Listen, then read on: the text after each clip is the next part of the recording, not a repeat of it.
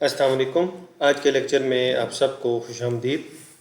आज जो बेसिकली हमारा टॉपिक है, आज के टॉपिक के अंदर हम डिस्कस करेंगे कि नॉमिनल जीडीपी और रियल जीडीपी में डिफरेंस क्या होता है, इनको मेजर कैसे किया जाता है और दोनों में से बेहतर क्या होती है। अगर हमने कंट्री की सिचुएशन देखना हो कि हमारा कंट्री कैसा परफॉर्म कर रहा है, तो उसके लिए आया हम नॉमिनल जीडीपी को देखें या रियल जीडीपी को देखें। तो सबसे पहले तो हम देख लेते हैं कि नॉमिनल जीडीपी में और रियल जीडीपी में डिफरेंस क्या होता है।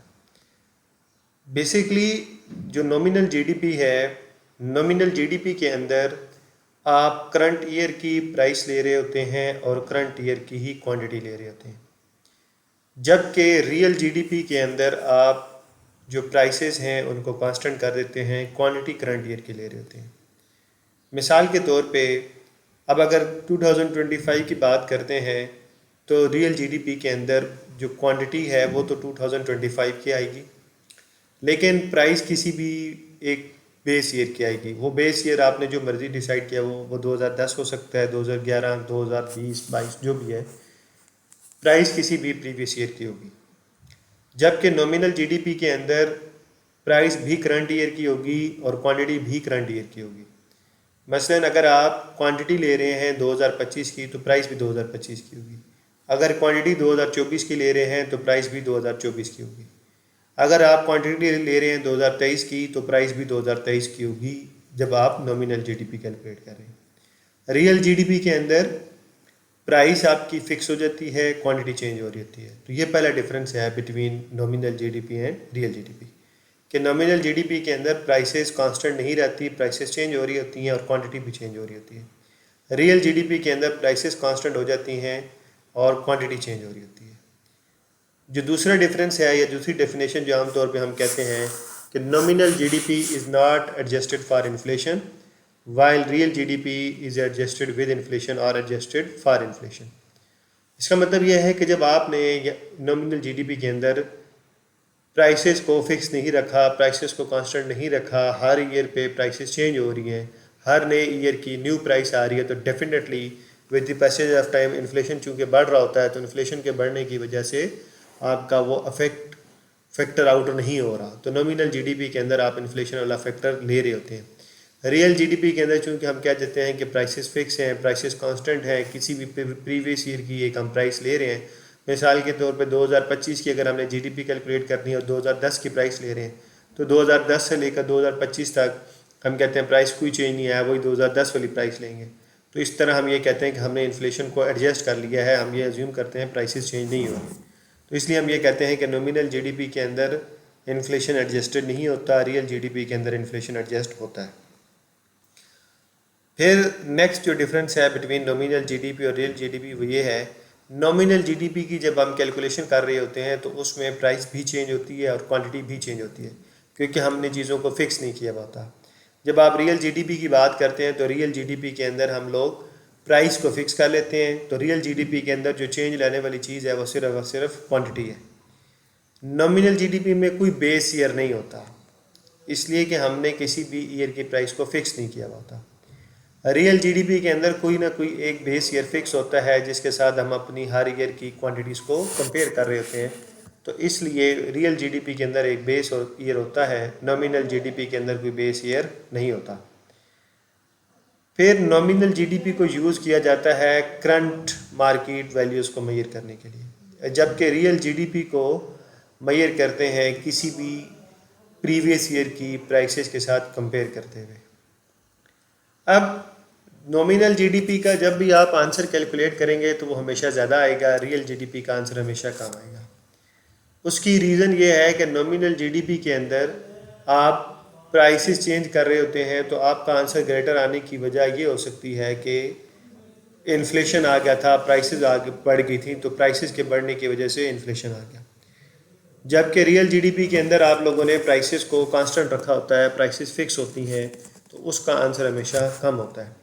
क्योंकि अगर हम 2025 की जीडीपी की बात कर रहे हैं और हमने प्राइसेस ली हुई हैं 2010 की, तो ज़ाहिर बात है को 2010 के अंदर प्राइसेस कम थी, 2025 के अंदर प्राइसेस ज़्यादा हैं।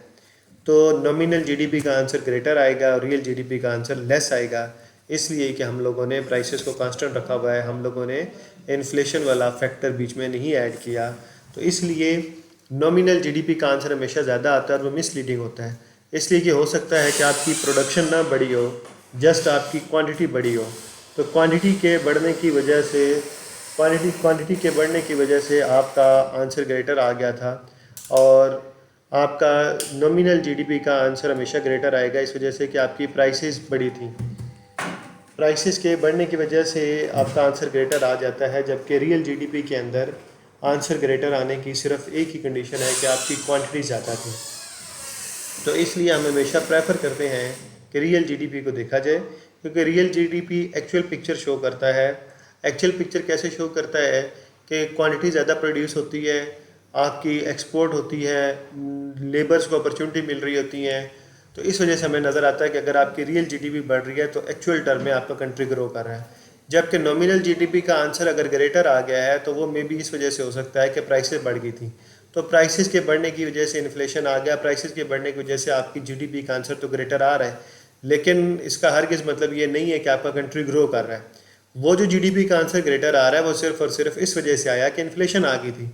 तो जब आप रियल जीडीपी कैलकुलेट करते हैं, उसमें आप इन्फ्लेशन को एडजस्ट कर देते हैं, तो वहाँ पे आपको एक्चुअल पिक्चर नज़र आती है कि अब रियल टर्म के अंदर आपके कंट्री ने ग्रो किया या नहीं किया।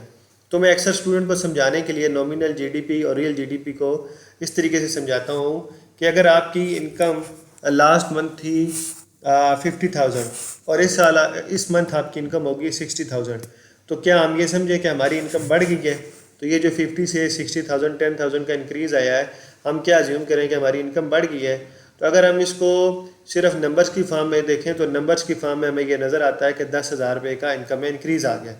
लेकिन हम एज्यूम करते हैं कि ये जो 50,000 से 10,000 का इंक्रीज़ आया है, ये फॉर एग्जांपल 10% है या 20% है।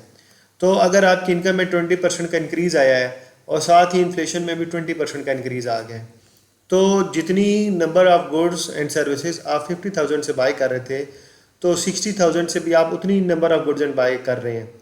तो इसका मतलब ये है कि रियल टर्म के अंदर आपकी इनकम में कोई इंक्रीज़ नहीं आया। तो रियल टर्म में आपकी इनकम में इंक्रीज़ तब आएगा जब आपकी इनकम में जो रेज है वो as compare to the inflation ज़्यादा हो, तो तब आप कहेंगे कि एक्चुअल टर्म में, रियल टर्म में आपकी इनकम बढ़ी है। तो जब भी आपने ये देखना है कि आया वाकई ही इनकम में इंक्रीज़ आया है या नहीं, तो आपने हमेशा कंपेयर करना है कि जो आपकी इनकम का इंक्रीज़ का परसेंटेज है और जो इन्फ्लेशन में इंक्रीज़ का परसेंटेज है वो दोनों क्या है। अगर इन्फ्लेशन में जो इंक्रीज़ का परसेंटेज है वो कम है और आपकी इनकम में जो इंक्रीज़ का परसेंटेज है वो ज़्यादा है, तो तब आप ये कह सकते हैं कि रियल टर्म के अंदर आपकी इनकम में इंक्रीज़ आया है। अदरवाइज़ तो जस्ट वो नंबर्स ही इंक्रीज़ होते हैं, क्योंकि इन्फ्लेशन भी साथ साथ बढ़ रहा होता है, तो इनकम में ये जो रेज़ आता है वो आपको कोई बेनिफिट नहीं दे रहा होता।